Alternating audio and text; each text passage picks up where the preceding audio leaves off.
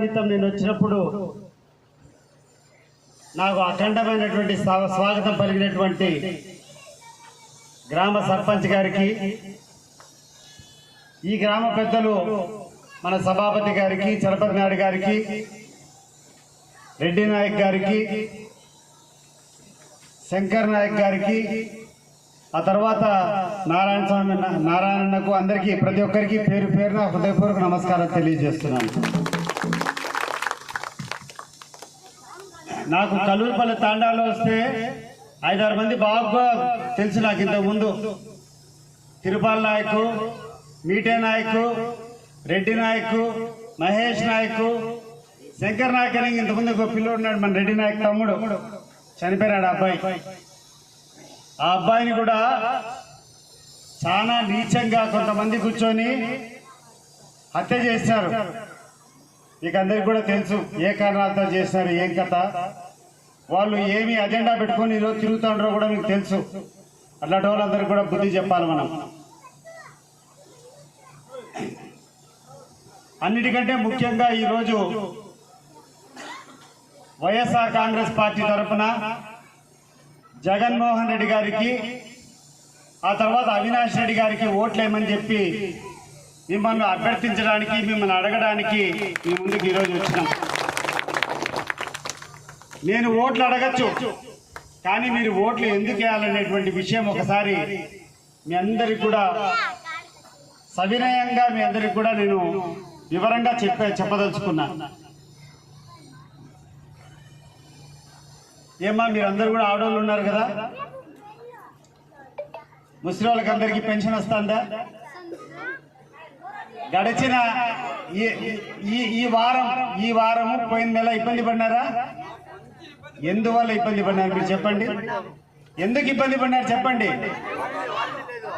5 ఏళ్ల పొడుగులా లేనటువంటి ఇబ్బంది ఈ 2 నెలల్లో మీరు ఇబ్బంది పడినారా లేదా ఒకసారి గుర్తు తెచ్చుకోండి. మీరందరూ కూడా వృద్ధులంతా మన జగన్మోహన్ రెడ్డి గారి కంట్రోల్ తప్పి ఎలక్షన్ కమిషన్ చేతికి పోతానే చంద్రబాబు నాయుడు గారికి కండ్ల నిప్పులు చిమ్మి ముసిలోళ్ళకి అందరికీ డైరెక్ట్ గా డబ్బులు ఇవ్వకూడదు అని చెప్పినాడు. ఏం వాళ్ళ ఆయన సొమ్మేమన్నా పోతుందా?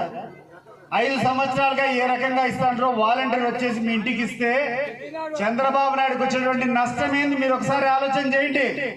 దీని మీద ఎలక్షన్ కమిషన్ కు ఫిర్యాదు చేసి మీకు మీ వాలంటీర్ల ద్వారా డబ్బు ఇవ్వకుండా ఆపింది చంద్రబాబు నాయుడు గారు కాదా ఒకసారి ఆలోచన చేసుకోండి. ఏమో మీ అందరిలో కూడా 45 సంవత్సరాలు దాటిన వాళ్ళకి అందరికీ ఆసరా కింద 18,000 రూపాయలు డబ్బులు వస్తుందా లేదమ్మా? ఎప్పుడన్నా ఇంతకుముందు డబ్బులు వస్తున్నాయా? మీకు ఆసరా డబ్బులు రావాలన్నా, మీకు పెన్షన్ రావాలన్నా ఎవరి దగ్గరికైనా పోయి నిలబడుకోవాల్సినటువంటి అవసరం ఉందా? ఎవరి దగ్గరికి పోవాల్సిన అవసరం లేదు. మీ ఇంట్లో మీరుంటే మీ ఇంటికి ఆ వాలంటీర్ తెచ్చి డబ్బు ఇచ్చేటువంటి కార్యక్రమం మీ అకౌంట్లోకి నేరుగా దళారి అనేవాడు లేకుండా ఆడ బటన్ నొక్కితే మీ అకౌంట్లో మీ డబ్బులు పడేటువంటి కార్యక్రమం చేసేటువంటి ఘనత మన జగన్మోహన్ రెడ్డిదా కాదా ఒకసారి ఆలోచన చేసుకో. ఏం బాబు చిన్న పిల్లలు మీరందరూ ఉన్నారు, స్కూల్ పోతారా? ఎక్కడ స్కూల్ పోతారు? గవర్నమెంట్ స్కూల్లో భోజనం పెడుతున్నారా? మైకేమా ఏమేమి ఇస్తున్నారు నీకు స్కూల్లో? చెప్పమ్మా. పొద్దునే గుడ్డి ఇస్తారు సార్, పొద్దునే టిఫన్, మధ్యాహ్నం అన్నము, సాయంత్రం అరటి పండు, రసము అన్ని పెడతారు సార్. పైకి వచ్చి చెప్తురా.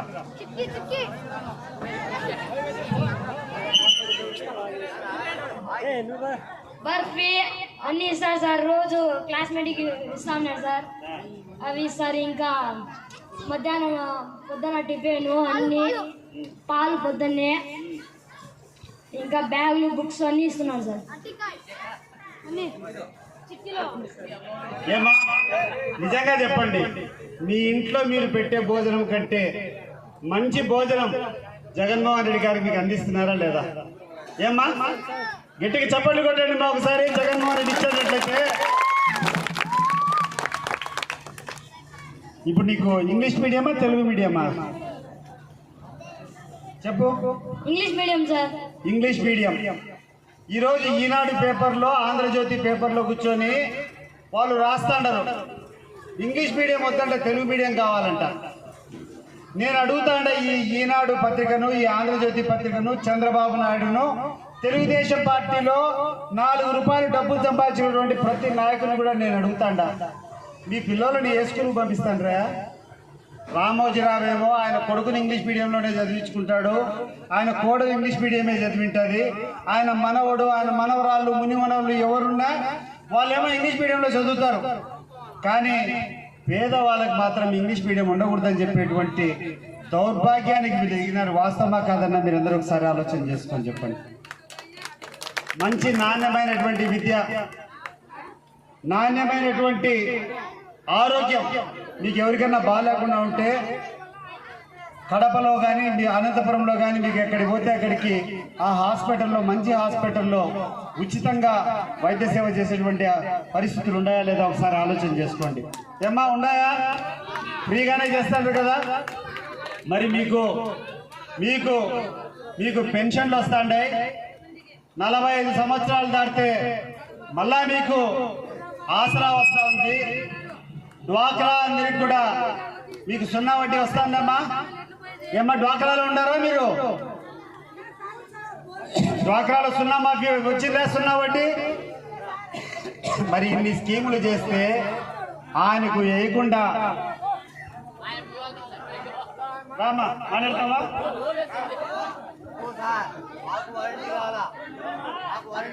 చెప్తా.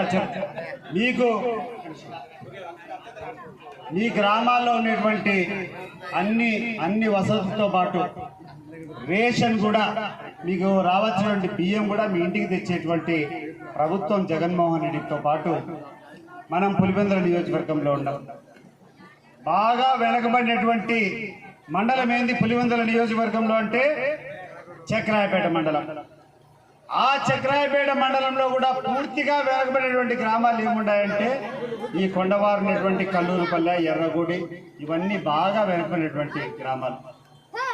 ఈ గ్రామాలకన్నిటి కూడా సస్యశ్యామలం చేయాలా, ఈ గ్రామాలన్నింటి కూడా టౌన్ల కంటే బాగా చేయాలని చెప్పి కేవలం జగన్మోహన్ రెడ్డి ముఖ్యమంత్రి కాబట్టే మీకు అనేక కార్యక్రమాలు జరుగుతూ ఉంటాయి. మీరు ఒకసారి ఆలోచన చేసి చూడండి.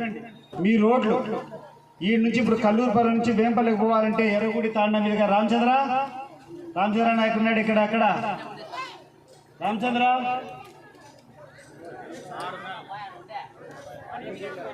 ఇంటికి పోయినాడా? సరే, మంచి రోడ్లు మీకు మెయిన్ రోడ్ ఏదైతే ఉందో, ఏది మన కొండపగారిపల్లి మీదుగా వచ్చేటువంటి రోడ్ ఉంది కదా, ఎంత బ్రహ్మాండంగా ఉంది మీ రోడ్డు. ఈ రోజంతా బ్యాలెన్స్ ఉంది అంతే. ఆ రోడ్డు కూడా వేపిస్తాం. ఈ కొంచెం అదే నేను చెప్పేది నువ్వు ఈ కొంచెం బ్యాలెన్స్ ఉంది. ఈ కొంచెం బ్యాలెన్స్ కూడా చేపిస్తాం. మొత్తం ఇప్పుడు ఎర్రగూడి దాటిన తర్వాత ఆ పల్లె వస్తుంది కదా, అది అనంతపురం జిల్లా పల్లె, అదా ఆడి వరకు మొత్తం కమ్మగుట్టపల్లి వరకు డబల్ రోడ్ అయిపోయిందా? మీకు రాచపల్లి దగ్గర మొత్తం బ్రిడ్జ్, హై లెవెల్ బ్రిడ్జ్ అయిపోయిందా? మీకు ఇట్లా వేంపల్లికి పోవాలంటే ఇట్లా కొత్తది ఎర్రగుడి గరుగుతాండ మీద కొత్త రోడ్ వేసినారు. అవన్నీ అందుబాటులోకి వచ్చినాయా? ఇవి కాకుండా మీరందరూ బాగుపడాలంటే, మీకు వ్యవసాయం లాభకరంగా కావాలంటే నీళ్లు ఉండాలా. నీళ్ళు ఇప్పుడు సమృద్ధిగా ఉండాలి, లేవు కదా. ఇప్పుడు బోర్లు వేస్తే నీళ్లు లేవు. ఒకవేళ నీళ్లుండి మీ బోర్లలో నీళ్లుంటే మీరందరూ కూడా లక్షలు సంపాదించుకునేటువంటి శక్తి మీకుందా లేదా? ఏమన్నా ఉందా మీ అందరికీ? మరి మీకు నీళ్లు రావాలనేటువంటి ఉద్దేశంలో కొన్ని 100 కోట్లు ఖర్చు పెట్టి జిఎన్ఎస్ఎస్ వేంపల్లి దగ్గర నుంచి సొరంగం తీసుకొని, కొండ మీద సొరంగం తీసుకొని సక్కల వల్ల డ్యామ్ తీసుకొని వస్తాడు. ఆడ 0.1 TMC ఉంటే దాన్ని 10 అంతలు పెంచి ఈరోజు కొత్త డ్యామ్ కడతాడు. చూసినారా మీరు? ఆ డ్యామ్ పూర్తి అయిన తర్వాత మీ ఊరి దగ్గర కూడా ఒక చెరువు కడతాండ్రు. మీరు చూస్తారా? మీ తాండా పక్కనే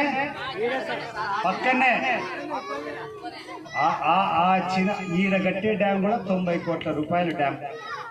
ఇంత డ్యామ్ పెట్టుకొని ఇన్ని వసతులు మీకు చేస్తే 1-2 సంవత్సరాల్లో, ఇప్పుడు ఎందుకు ఆలస్యమైందంటే ఆ సొరంగం తవ్వేటప్పుడు పైన ఫారెస్ట్ క్లియరెన్స్ ఇవ్వాలి. ఆ ఫారెస్ట్ క్లియరెన్స్ లేట్ కావడం వల్ల ఆ పని పూర్తి కాలే. లేకుంటే ఇప్పటికే ఆ కల్లూరుపల్లెకు నీళ్ళు వచ్చేటి, కల్లూరుపల్లె నుంచి పంపు చేస్తే మీ యొక్క తాండాలో ఉండేటువంటి ఈ యొక్క చెరువు కూడా నీళ్ళు వచ్చేటి. ఈ రెండు నిండితే మీకు నీళ్ళే నీళ్ళు. ఇంకా మీరు ఎవరు చెప్పాల్సిన అవసరం లేదు, తిరుగు చూడాల్సినటువంటి అవసరం లేదు. లక్షాధికారులు ఎక్కడో కోస్తాలోనో లేకుండా ఉంటే ఉత్తరాంధ్రలో ఉండేది కాదు. కోటీశ్వరులు మన యొక్క తాండాలో, మన యొక్క కల్లూరుపల్లె తాండాలో, కల్లూరుపల్లె గ్రామంలో, ఎర్రగుడి గ్రామంలో ఎక్కడ చూసినా ఇట్లా చూస్తే కను చూపు మేరకు ఇట్లా అట్లా కొండలు బీళ్లు కనబడవు, పచ్చని పంటలు కనబడే అవకాశం ఉంటుంది. ఎక్కడ చూసినా అరటి తోటలు, ఎక్కడ చూసినా చీనీ తోటలు. సో ఆ రకమైనటువంటి పరిస్థితి రావాలంటే, ఈ ప్రాజెక్టులన్నీ కంప్లీట్ కావాలంటే మన నాయకుడు ముఖ్యమంత్రి మళ్ళా కావాలా. ఇక్కడ ఎమ్మెల్యేగా గెలిచాలా. ఎమ్మెల్యేగా మామూలు మెజార్టీ కాదు. ఇంతకుముందు 90,000 వచ్చినాయి, ఈసారి 1,00,000 ఓట్లు పైన జగన్మోహన్ రెడ్డిని గెలిపించాలా. ఆయనతో పాటు మీరు అవినాష్ రెడ్డి గారిని చూసిస్తారు. మీరు ఎప్పుడు పోయినా కూడా ఏ సమస్య ఉందన్నా కూడా మీ యొక్క లీడర్కి ఎప్పుడు అందుబాటులోనే ఉంటాడు. నాకు ఇప్పుడే సభాపతి నాయుడు చెప్తాన్నాడు, అన్న పక్కనే ఎర్రగుడిలో వేరే వాళ్ళకు చంద్రశేఖర్ అని ఉంటే వాళ్ళకు ఆరోగ్యం బాగాలేకుండా 2 లక్షలు సీఎం రిలీఫ్ ఫండ్ చెప్పించిన అన్న. మీ ఊర్లో కూడా ఎవరికైనా బాగాలేకుండా ఉంటే పాపం అవినాష్ రెడ్డి ఎంత కావాలంటే సహాయం చేశాడా లేదన్నా కరెక్ట్గా చెప్పండి. చేసే వాళ్ళు ఎవరన్నా చేతులు ఎత్తండి. మీ అందరికి వచ్చినాయి కదా. మరి అంత మంచోడు అవినాష్ రెడ్డి. నేను రాజకీయాల్లో 25 సంవత్సరాల నుంచి 25 సంవత్సరాల నుంచి రాజకీయాల్లో ఉండేటప్పుడు నేను